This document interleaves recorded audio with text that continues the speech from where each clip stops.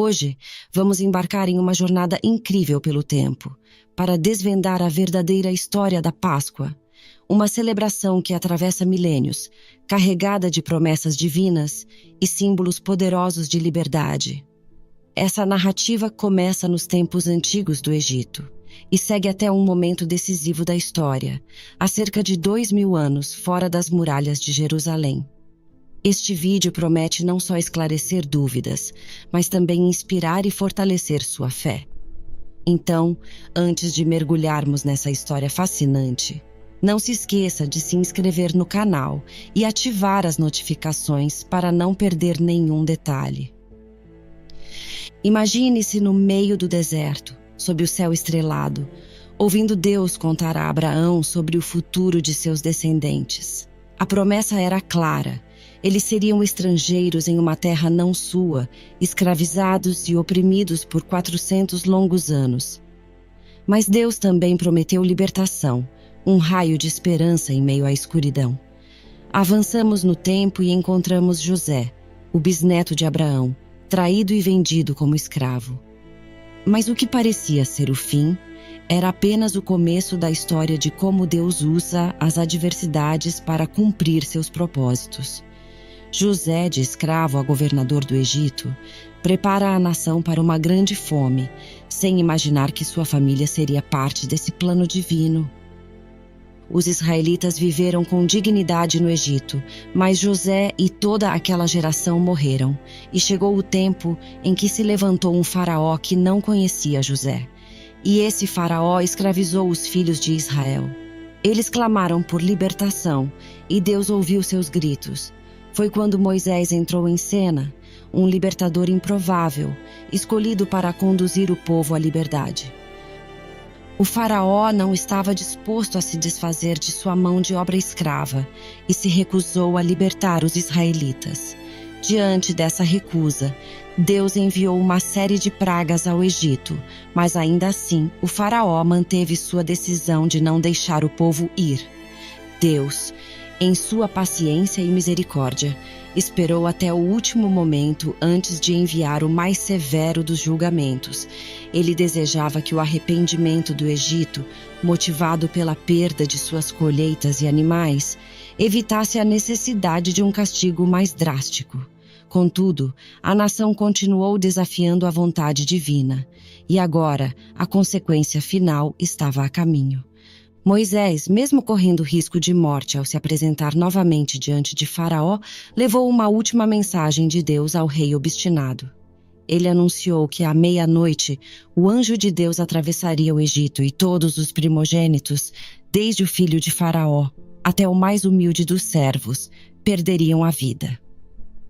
Antes desse momento, Deus instruiu os israelitas por meio de Moisés sobre como deveriam se preparar para sair do Egito e como seriam protegidos naquela noite fatídica. Cada família, ou um grupo de famílias, deveria sacrificar um cordeiro ou cabrito sem defeito e usar um ramo de hisopo para aplicar o sangue do animal nas laterais e na parte superior da entrada de suas casas. Isso garantiria que o anjo destruidor não entrasse em suas moradias.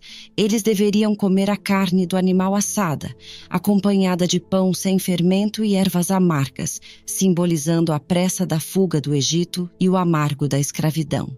Durante essa refeição, os israelitas se vestiam como quem está de partida, prontos para a libertação que Deus estava trazendo, conforme Moisés instruiu, porque essa era a Páscoa do Senhor.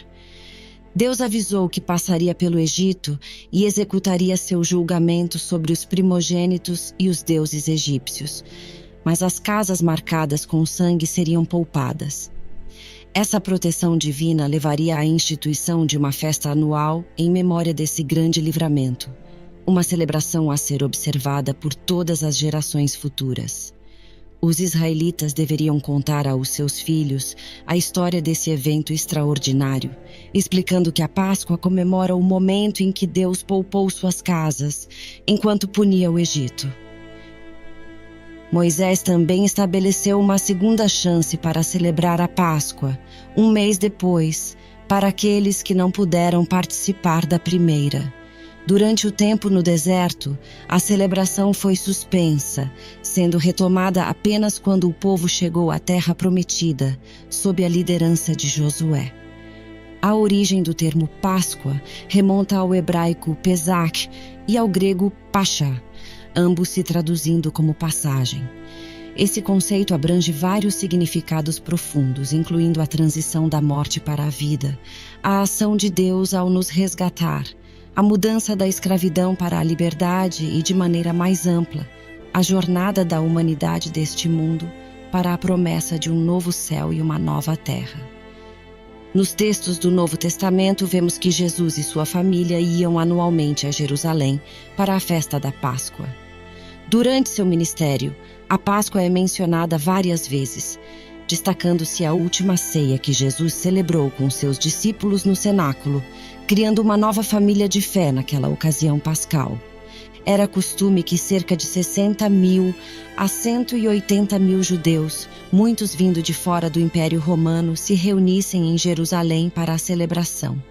Historiadores estimam que cerca de 250.000 cordeiros eram sacrificados na Páscoa judaica naquela época, uma tarefa que demandava a ação de centenas de sacerdotes para cumprir todos os rituais antes do pôr do sol.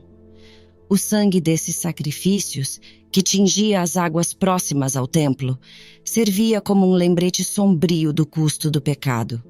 Com a destruição do templo em 70 d.C., a Páscoa se transformou numa celebração mais íntima e familiar, relembrando os tempos do Êxodo, uma vez que o sacrifício no templo não era mais possível. Mas é importante entender que todos esses sacrifícios de cordeiros apontavam para algo maior. Eles simbolizavam o sacrifício definitivo que estava por vir, o de Jesus Cristo, cujo sangue oferece a verdadeira expiação dos pecados.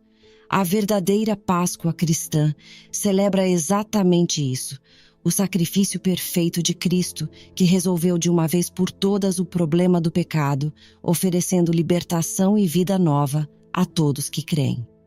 Isaías, centenas de anos antes, descreveu o Messias como um cordeiro levado ao abate, uma imagem poderosa que nos prepara para entender a missão de Jesus.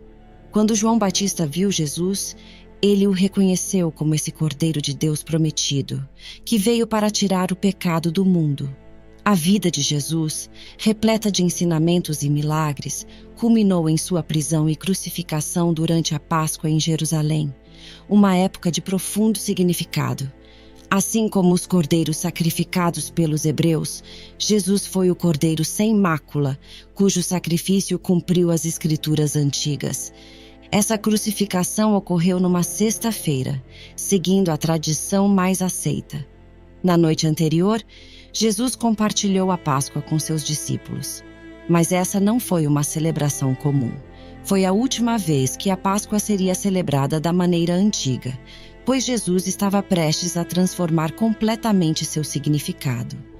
Em vez de cordeiro, ervas amargas e pães sem fermento, Jesus instituiu o pão e o vinho como novos símbolos de sua aliança, lembrando-nos de seu corpo partido e seu sangue derramado.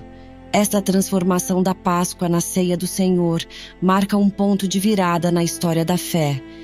A Páscoa, que olhava para o futuro, esperando pela promessa de salvação, agora se torna a ceia do Senhor, que olha para trás, para o sacrifício cumprido na cruz, mas também nos enche de esperança pelo retorno de Cristo. Jesus prometeu que a próxima vez que celebrar, será com todos nós em sua glória. Diante disso surge a questão: como os cristãos devem celebrar a Páscoa? Com a vinda de Cristo, a sombra da antiga Páscoa se cumpriu na realidade de seu sacrifício. Celebrar a Páscoa judaica seria retornar aos símbolos temporários, quando já temos a realidade perfeita em Cristo, nossa verdadeira Páscoa. Portanto, em vez de uma celebração anual da Páscoa, nós, cristãos, nos reunimos regularmente para celebrar a ceia do Senhor, recordando o que Jesus fez por nós e aguardando sua volta. Para nós, a Páscoa é uma lembrança diária de que fomos redimidos pelo sacrifício definitivo de Cristo, que sua morte na cruz satisfez a exigência de justiça de Deus, salvando-nos da condenação eterna. A cada vez que celebramos a ceia, recordamos que pelo sangue de Jesus, Deus passou por cima de nós, nos declarando justificados. Quanto aos coelhos, ovos e chocolates, embora sejam adições recentes e não tenham ligação direta com a verdadeira Páscoa ou a ceia do Senhor, eles se tornaram parte das celebrações modernas. Muitos defendem a inclusão de ovos e coelhos nas festividades da Páscoa, apontando para o significado de nova vida e fertilidade que esses itens podem representar. Esses elementos, apesar de comercialmente apelativos, não refletem o profundo significado da Páscoa cristã. É essencial que, mesmo diante dessas tradições populares, mantenhamos o foco na verdadeira essência da Páscoa, a vitória de Cristo sobre o pecado e a morte, celebrada não apenas uma vez por ano, mas a cada momento em que nos reunimos em memória dele. Apesar de a Páscoa judaica não ser uma celebração própria do calendário cristão, é importante que nos aproximemos desse período com sabedoria e discernimento. A Páscoa ainda é um momento significativo que deve ser valorizado. Ela nos oferece um momento especial para reunir amigos e familiares e compartilhar a história profunda que ela representa. Desde a promessa feita a Abraão, passando pelo sacrifício redentor de Jesus, conhecido como o Cordeiro de Deus, até a promessa de nossa total redenção e a eterna comunhão com Ele.